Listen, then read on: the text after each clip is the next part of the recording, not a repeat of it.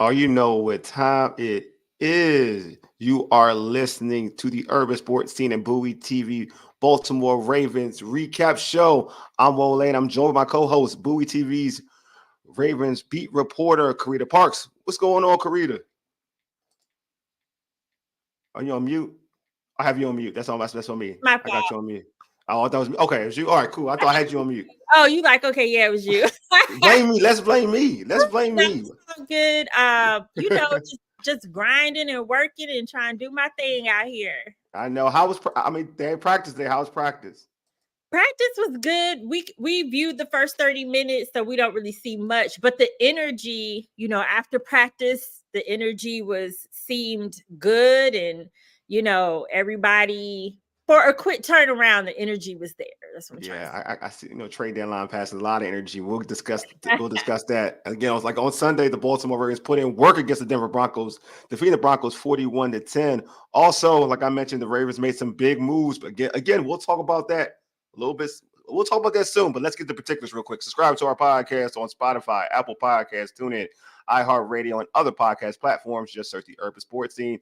Make sure you subscribe to the Urban Sports Scene YouTube channel. Also join this recap. Ravens recap is being Also, this Ravens recap is being streamed on the Bowie TV YouTube channel. So make sure you subscribe there as well. Subscribe. Don't forget to tweet us at Urban Sports Scene. Hit us up on IG and TikTok at Urban Sports Scene. I like our Urban Sports Scene Facebook page. Also join our Urban Sports Scene Facebook group.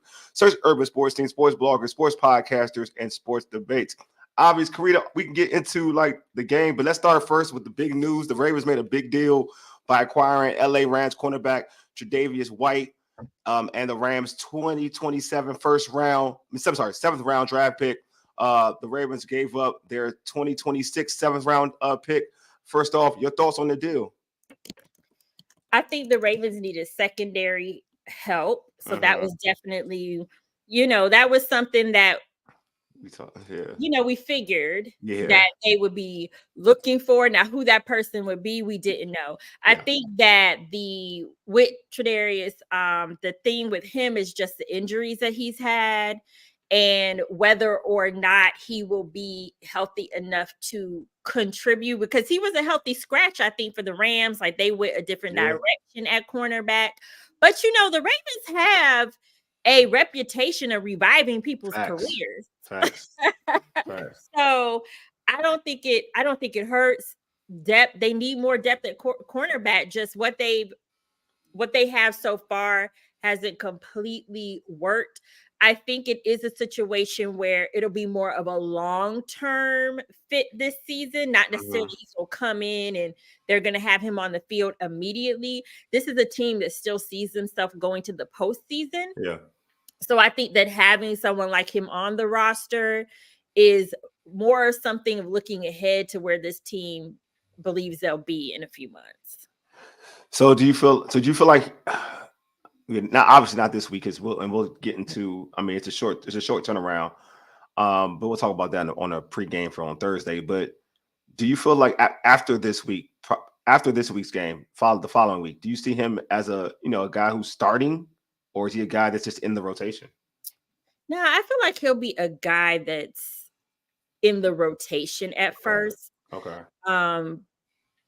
I'm just trying to, like, right now you have like Marlon Humphrey, who's a starter. He ain't starting. You have Brandon Stevens, who's a starter, and I don't think I don't think that he's going to take Brandon Stevens' jobs or Marlon's job. So I definitely see him being in the rotation. Now, Marlon, he already was dealing with an injury. He's been back on the field, but Marlon has dealt with the injury, and if he gets injured again, there's some insurance right there. Yeah. So, and then Nate Wiggins, he's a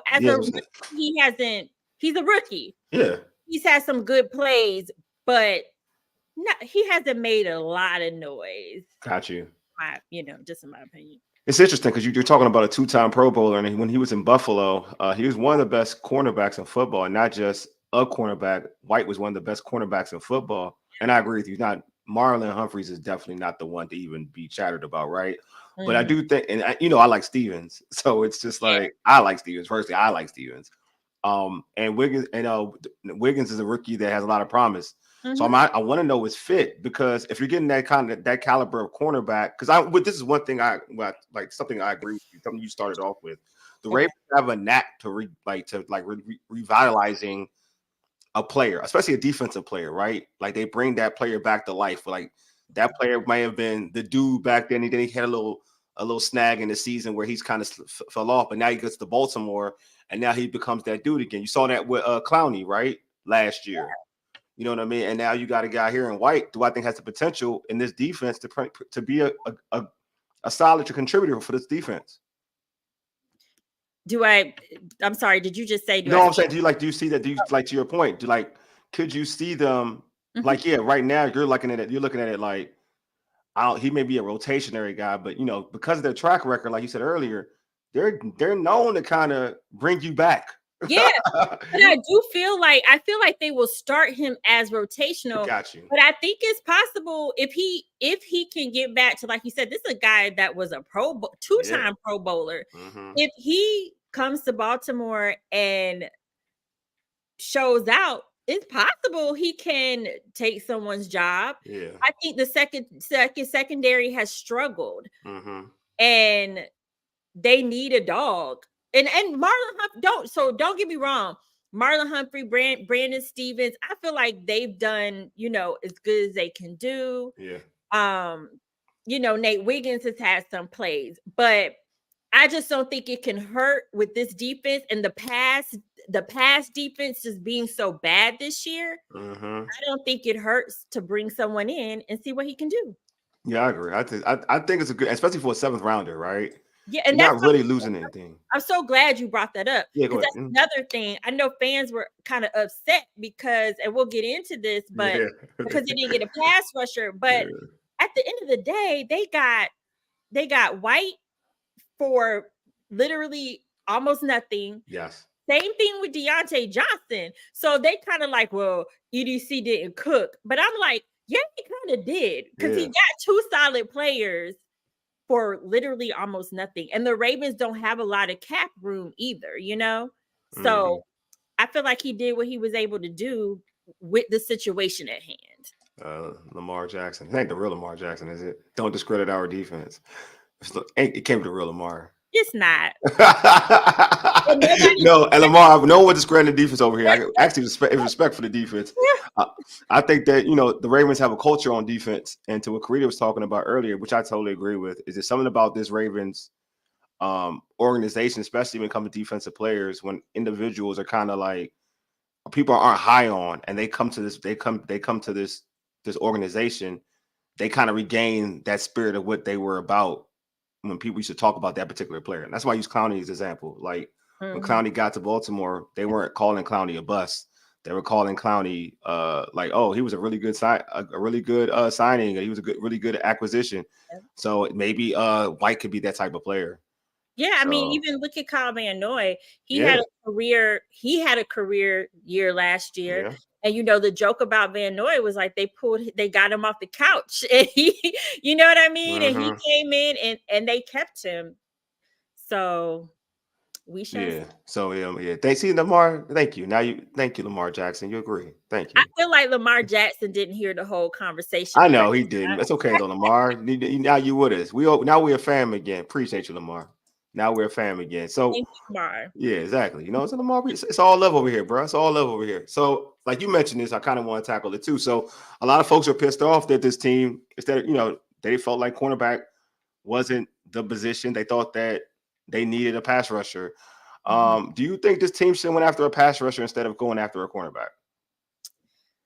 I think that they definitely need some pass rush help, because nobody's really been able to get at the quarterback consistently. Okay.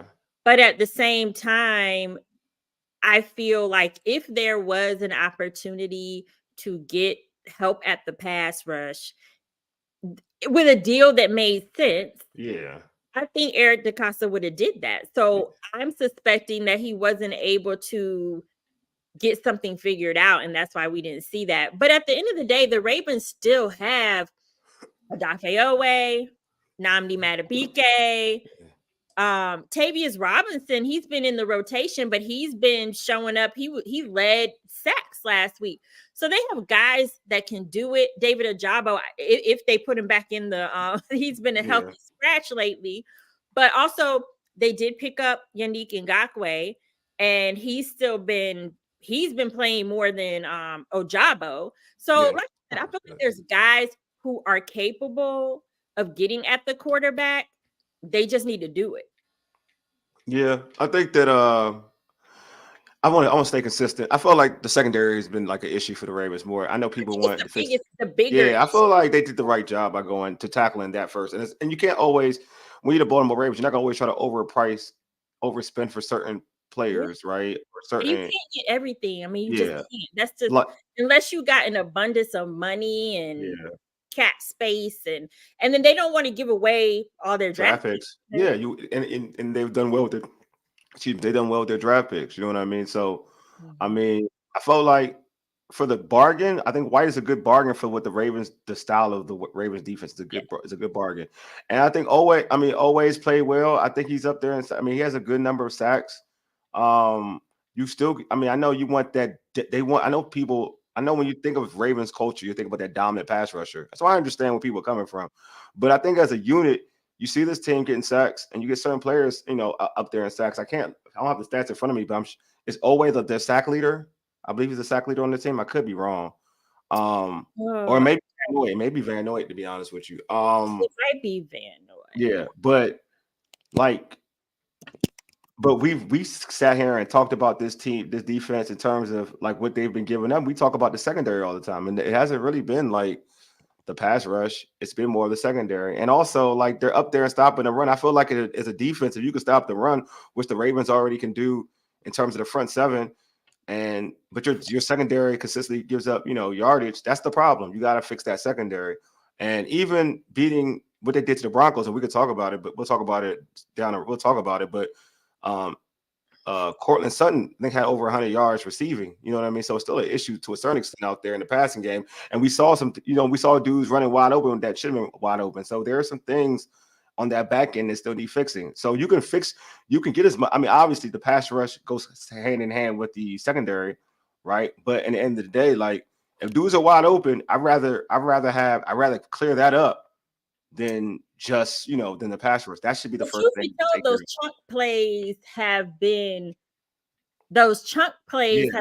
killing the Ravens this season. If you ask me, yes, someone who can get at the quarterback, definitely that would help. Yeah, but it's been the chunk plays this season. Yeah, I know. Yeah, I'm with you, Lamar. Still the best. Yeah, I feel you, bro. You're out there. I mean, the Chiefs are technically the record says they're the best team in the league, but.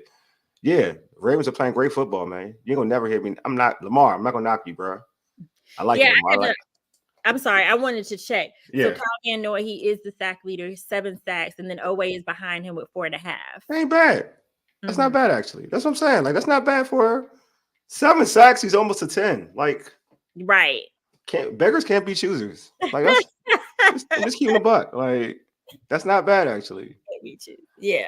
So I know folks want that dominant edge rusher, but they get pressure enough to a point where it's all about like close. It's all about closing the deal. But yeah, I get you, fans. I get the frustration. You can't have everything. Okay, you can't. Right. Lamar's playing great football. You got Derrick Henry. Relax, just a little bit. All right. Team returned home. Let's get to Sunday's game. The team returned home. The Ravens squashed the Broncos. Like squashed them. I kind of like thought it was going to happen. 41-10. Carita, why were the Ravens so dominant against the Broncos Sunday? Derrick Henry, Lamar Jackson, I know, right? Zay Flowers. Oof, that's like a triplet. That's a triplet right there, right? Triplets went off. And the defense, they played a little better. Yeah, they did. Than they have the past couple weeks. So I feel like that definitely factored into like why the Ravens were so dominant in that game. Lamar Jackson, career day. I mean, 280 threw for 280 yards. He had 3 touchdowns and a perfect passer rating. For the fourth time in his career, and that tied the record for most in NFL history. He's tied with Ben Roethlisberger, I believe, right now. Preach it. Yeah. And then you had Derrick Henry, who he eclipsed 1,000 yards on the season. And he had 2 touchdowns, but there Derrick was Henry had two touchdowns. He had 2 touchdowns. 101 touchdowns in his career. So, I mean, it was a lot of balling going on. And like I said, Zay Flowers got, he got in on it too. So 2 touchdowns from Derrick Henry, 2 touchdowns from Zay Flowers. And then the fullback, Pat Ricard. Yeah. So, these guys have been talking about, as the season has gone on, they've talked about this offense is like pick your poison. Yep. And we're really starting to, they tried to get Pat Ricard involved last week and he just had a drop. But, even you start to get your fullback involved now, this offense has a lot of options and unstoppable. Yeah, They've been unstoppable. Yeah, they have. And I think if the defense can do just enough, like which is what they did on Sunday, that's what you need. But it was a balance offensively. It was a balanced game. I mean, you had, like I said, you had the 2 rushing touchdowns, you had 2 receiving touchdowns, or 3 receiving touchdowns when you add Pat Ricard in there. So they were very balanced on offense as well. Yeah, just dominant effort. It was just something I said earlier. I said during our pregame about that game. I just felt like what the Browns did to the Ravens, but the Broncos had to be sacrificed. This is what it was. It had to be sacrificed. It is what it is. Sometimes, it's just a perfect storm for the Ravens. For the Ravens, it's the perfect storm, right? It's all right. Like, now we know not to take any team lightly. And not to say they took the Browns lightly. I'm not saying that, but there is a different level of focus now once you have a disappointing loss. And now you turn on to the Broncos, who I felt like they're 5-3, but they're not a real strong 5-3 at the time.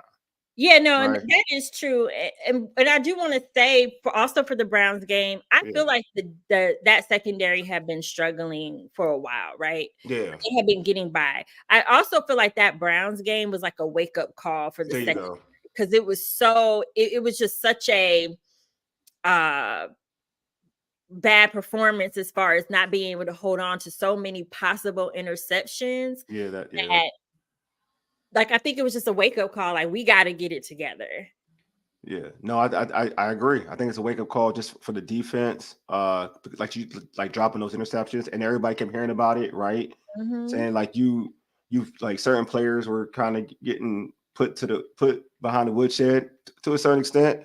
But yeah, it's just a matter of focus that went into that game. You know what I mean? Like, and Lamar, speaking of this game, you talked about it, like the perfect passer rating. I mean, I believe 16 for 19 from like throwing the football. Yes, for over 280 something. Like, I mean, when you think about that, like, and it was so effortless. I know, and it's like, I know we said this, we talked about this already, but can we just give this man an MVP? Like, can we just wrap it up and give it to him? Are we there yet? Hey, that's even. I mean, Derrick Henry thinks so. He said MB3. He said MB3. Like, I mean, he's just. Lamar's balling right now. And I mean, I'm trying to tell you, like, this dude is out there balling like that. It comes in the room like nothing happened. You know what I mean? Like, he's just so good. He's just that good. I mean, it's dope because, I mean, we've known each other for a while, and we covered together covering the other team down here, down in this area. And so I'm happy for you. You get to really see. I mean, I'm not covering the team now, so I'm happy for the team now. But I'm happy for you because you're getting to see some excellent quarterback play. Like, I mean, this is probably like the most thorough, like, quarterback play. Like, I have seen. Just watching on TV, I've seen in a long time. To be honest with you, like, just the way this dude is commanded, the pocket. Is not deemed just a running quarterback. He's doing so much more. I haven't seen, I'm gonna say this with his skill set, and I really mean this. I haven't seen. I feel like I feel like we can say this every week. Like, that's the thing. We can say this every week, but it's the truth though. Like, I don't know if there's a quarterback that I've seen with his skill set play football at this high of a level. Yeah. And I don't care who you throw it in. I don't care who you want to throw in with this skill set in terms of the way he can run the football, and now what he has in the pocket and how accurate he's becoming, how he's kind of dictating coverage. There is so much he is doing at the quarterback position that I feel like this may go down arguably as the best season for a quarterback. I'm not going to hold you. Yeah, thoughts? I mean, no, like it for real. And what you say is so true because this is my job and I'm in it. But there was a moment I had to step back and say, this is a real treat to be able to sit here. This is a 2-time MVP, possibly 3-time MVP quarterback that I am watching and that I have the ability to cover on a day-to-day basis. No matter what happens with Lamar Jackson, he is going down in history for as one of the great quarterbacks in the NFL. Facts. And truthfully, just the way he's playing, that is why I do want to see him get a Super Bowl, because the way he's playing, he deserves that. Yeah, he does. He really does deserve it. He's playing at such a high level. It's not even funny. Like, I think he's only thrown 2 interceptions this year. Right. And he's just learned. I feel like you could tell that he's just learned a lot. Yeah. From being in the league, and now he's at this point where he has a comfort level. He kind of knows what the defenses are throwing at him, and I think was last year his first year? I don't remember if last year was the first year with T. Martin or the year before that, but his quarterback coach T. Martin. I had asked him about that the other day because part of Lamar also going to another level is like the coaching he's getting from T. Martin, and then and even like Todd Monken is for real. It is. He has a coordinator who is using his strengths. Yeah. So the coaching around him too has gone to another level. Yeah, speaking on that, I do agree with you, because I remember the whole talk was when they had I think he's with Harbaugh now. What's dude's name? He's with the Chargers. There you go, Greg Roman. Thank you. And like I used to like Greg Roman. I'm not going to hold you. I used to like him. I thought he was good. Like for like his offense. I mean, it won games. It won games. But I see now what Lamar was talking about. Like what he wanted to like showcase about his ability in his game. You know what I mean? And Greg Roman was going to do that for him. And I see it now with Todd Monken. Todd Monken. His second year in this offense. This is the second year in the offense, right? I'm correct, right? Under Todd Monken. Yeah, this is their second year. Second year together, second year in the offense. You could tell, like, he's learned a lot. He's comfortable in the offense. He knows what people are supposed to be, and now he gets to use all of his attributes, and not just running the football and playing off the run. It's more we're gonna dictate pace with my arm, and we're gonna dictate pace with my legs. So it's different. And I think it's interesting because it was it was the Broncos defensive coordinator. He said Vance Joseph. Yeah, Vance Joseph. He said that his preference is to stop the run and have Lamar pass. And I just think it's interesting that even to this day, that people still think that if they force Lamar Jackson to pass, that gives him a better chance of winning. Yeah, it's crazy. It's I get it. But then, like, they're about to learn shortly that it may not be the best. I get it, though. I get it because he's so electrifying as a runner. Yeah. You know what I mean? He's so electrifying. But it's about to change now. It's definitely about to change. Because if you really watch Lamar, you can see that even where he's at, his preference is to pass the ball out of the pocket, which is good. When you're a quarterback, that's what you're supposed to be. Your preference is to throw from the pocket. And that's his preference. So if you want to keep him in the pocket, then my thing is, if that's what you want to do, it's like, to your point, if that's what you want to do, you better have everything situated in the back end. You better have everything situated in the back end, because if it ain't situated in the back end, as you saw with passes to Zay Flowers and company, he will torch you. Because you watched that game against the Broncos, that's how Zay Flowers got to eat, because he would stall time. That's Nelson Aguilar got to eat. Like, these are players that if you keep him in the pocket and he stalls time in the pocket, he will find you. And what's crazy to me is, like, Deontay Johnson hasn't even entered the chat. There you go. Exactly. For real. You know? Yeah. That's what I'm saying. Like, and that's going to be an interesting thing too. So so do you think, how much burn did he get? Did he get like 2? Did he get like, how many snaps did he get I only saw like a couple times. I think it was around. I think it was between 13 and 16 snaps or something like that. Okay, because you were right though. You was right. You were like you said he wasn't. You said he wasn't gonna get that kind of work on the pregame. So you were right. So you were right about on the pregame. You said he wasn't gonna get that much work, and he did not get that much work. Right. So yeah, you're definitely right about that. So speaking of, like, obviously we talked about Derrick Henry and his monster, his monster season so far. You mentioned he has 101 touchdowns. He has 100 touchdowns in the game as well. He had 2 touchdowns. The man has been amazing. He's already over 1,000 yards, and which like, is insane. Go ahead. There's still what 7? Yeah. I'm losing track of the season, but like they're still over how many? What's the Rams are what 6 and the 6? Oh yeah, 6-3, 7-8. 6-3. Yeah. So they got 8 more games.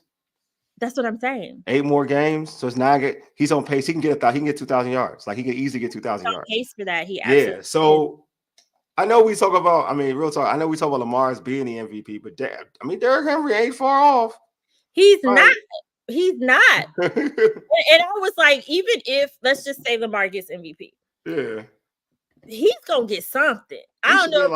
He should at least be runner up. He may be runner up. Get 2,000 yards. Something like, I don't know. Them two are battling it out. Yeah, I think so. Yeah. Those two are battling it out, and it's just. And you know what's so crazy is Derrick Henry said after the game that he wasn't pleased with how he played. Oh, why not? Like, he could do that. He had over 100 yards. I'm like, what? He didn't really elaborate, and I didn't get a chance to ask him that question. But I'm curious. I'm just like, what else? What else could you have done? What does he want from himself? And then I'm like, well, that's the thing. That's what scares me.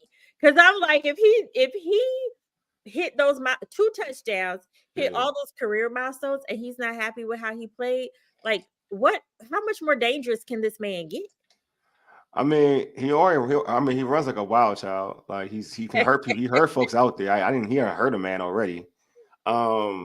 This man, I don't know. Like, I think he's gonna get 2,000 yards. I do. It's gonna be interesting to see how with him and Lamar, how they're gonna like that MVP, right? Because it's hard when a running back get 2,000 yards. Typically, they get MVP. Typically, but I think they would be proud of each other either way. Oh no, ain't no beef between them. I'm just talking about how the voters are like divided out. Like, I'm with you. Like, they'll be proud of each other. Whoever gets it, they'll be proud. I wonder how the voters would do it. MVP in the voters. Huh? I don't envy being the people. I do not. I'm serious. Because typically a running back that gets over 2,000 yards is like an MVP. Like, typically, because that it's something that no one really accomplishes in football for real. Yeah. It's rarely accomplished. Running back, especially with all the controversy about the running back position. Exactly, Carita. Exactly. Yeah. They running backs don't get touches like they used to. You know, he came in and the conversation was about his age. Is he too old? Is he still? Yeah, and teams don't run the ball like they throw the ball more, and he can still get it. Like, and he's getting it. He's averaging like 6 yards a carry. Something crazy. Like, he's really with the perfect team if you think about it. Ravens have always been even with Lamar, they've always been a team that runs the ball heavily.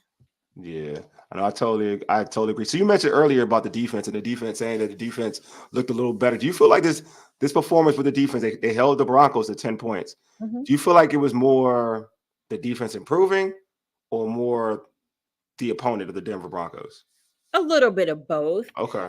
You know, I do think that the defense improved. Tre'Davious Washington opened the game with a pick. Mm-hmm. So there was definitely a different level of focus. So I'm not going to take that away from them. I definitely, think that they went out there with a different sense of pride after that Browns game. But then the Broncos also had a lot of missed opportunities to score. I mean, some of those opportunities were there, and Bo Nix just missed it. He would overthrow, or just some of his mistakes, or just the offense's mistake, Denver's offense's mistakes. So it's a little bit of both, but I'm not going to discredit the defense. They definitely came out and played a lot better, and holding them to 10 points. They also, like, in the second half, Broncos didn't score at all. Yeah, exactly. Yeah. So that's probably the defense's best performance of the season. Yeah. Oh, you think the best? Yeah. That's probably. I can't remember another Buffalo team. with the Bills. The Bills was good too. That's a good performance. That was a good. What they did to Buffalo is pretty dope. Yeah, no, that's true. That's true. That was more, I think, of a game where the turnovers factored in. Yeah, that's true. So there were two different types of performances. That one was one where like I agree with you. I'm trying to agree with you. I think this game. I think you're right. This may be the best because they did shut them out the whole second half. Like they didn't score. They scored all that 10. What I was thinking about. Yeah, they scored 10. Yeah, I do. Like I think like, I agree with you. I think it's a little bit of both. You're playing against Bo Nix, and that, like we mentioned on the pregame, like the Broncos' offense is ranked 25th in the NFL. So, but also, it's still any given Sunday. They were playing better football offensively, and the Ravens, at the end of the day, like you held a team to 10 points. I mean, you to 0 points in the second half, which says a lot. You're right. I feel like everybody can go through a game. Possessions. Yeah. And I feel like everybody can go through a game and say, like, okay, yeah, this penalty happened. You missed this pass or whatever. Like, you know what I mean? We can do that for every game. Yeah. And I try to stay. You're right, though. I mean, I ain't gonna lie, I watched the game. I rewatched the game to prepare for the show, too. And I'm like, dang, Bo Nix was a lot of open throws. Like, even the interception that he threw was like a bad throw, which caused it was off a tip. And I'm like, then he ran one for a touchdown, but it was a holding call. I was like, dang, y'all missed a lot of plays. But on the flip side, you can say that about the Ravens. Certain plays on the Ravens side of the ball, like they missed on certain opportunities. Like they may have still scored, but I'm trying to think. My man, Rashad Bateman. You know, I'm starting to like this kid, but Lamar scrambles right and stalls time and throws a dime to Bateman, and Bateman drops the ball. And I'm like, you know, that could have been a good play, a big play. You know what I'm saying? So there's a lot of ifs and buts in the game. So I try to. I know. I mean, usually I stay on that when I'm like a big fan of something. When I'm on fanboy mode, I'm like, oh, we did this. This would happen. But yeah, I'm with you on that though. I feel like the Ravens though, but the Ravens, this probably was an all around good defensive effort, especially once they got settled in. You know what I'm saying? Like once they got settled in, I think they played a really strong game. So I'm gonna ask you that because I'm before we end the show off, because the Bateman drop, I kind of scared me. I'm not gonna lie to you, right? Because you know I root for this kid. So I'm gonna keep Raven fans you listen to. I root for Bateman. That's gonna, if you want to know a player I root for, that's definitely a player I root for. Deontay Johnson coming in is pressure. Aguilar didn't look bad either. He didn't look bad either. Like, and then Bateman, that's like back-to-back games with drops, right? If you think about it, like the Browns game and this game, right?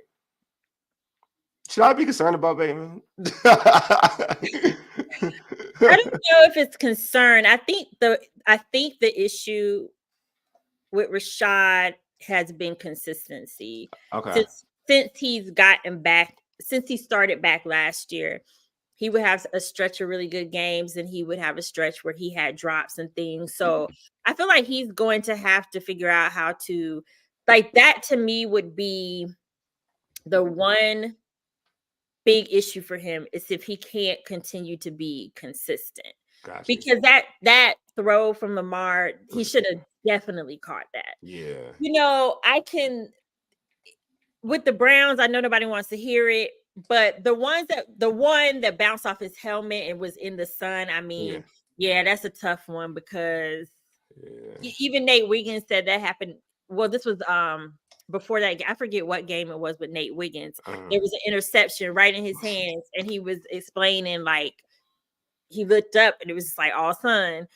He was tracking the ball, but I guess because it's the same thing. I guess they were tracking the ball, and then it gets into the sunlight, and it's a wrap.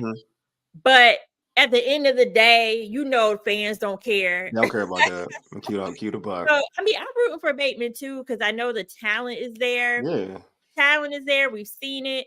He was having a good stretch there. Yeah. So he just got to stay consistent. Yeah, I just hope that the trade of Deontay Johnson doesn't put additional pressure on him. Just go play football, and I think everything plays out for itself. I feel like it's if it is adding pressure, I feel like it's just a mental thing, because of course, I don't believe anyone has given him the impression that his position is, you know, and in danger, so to speak. That's what I was looking for. I Yeah, don't think, like I said, when Deontay came in, I felt like it was more of Nelson Aguilar snaps that would be wasted. So, and I still feel that way. Now, if Bateman continues to have these drops, you never know. Yeah, that's what I'm saying. Like, I just hope that he's not, because I don't think the organization is putting pressure on him like that. I agree with you. Okay. But I do think that, like, you know, as a competitor, you're looking at a dude that, dang, this dude made the Pro Bowl. Mm-hmm. Like, as a receiver, he's had a year that I've wanted, you know, so far. He's kind of been established already. Yeah. And I'm trying to get there, and I'm having a good stretch. And then you have the game, like you have the game before that, obviously, and then he's traded for or whatever. And then you have this game, and you're like, I just don't want to put additional pressure on himself. That's pretty much the main thing. Yeah, he just needs to play his game. Yeah. Like he was doing. Yeah, I totally agree. Hey, so Carita, before I let you go, how can folks catch your content, catch you on social media? You can catch me on social media at Carita Parks. That's where I, just post all of my sports thoughts, particularly my Ravens coverage.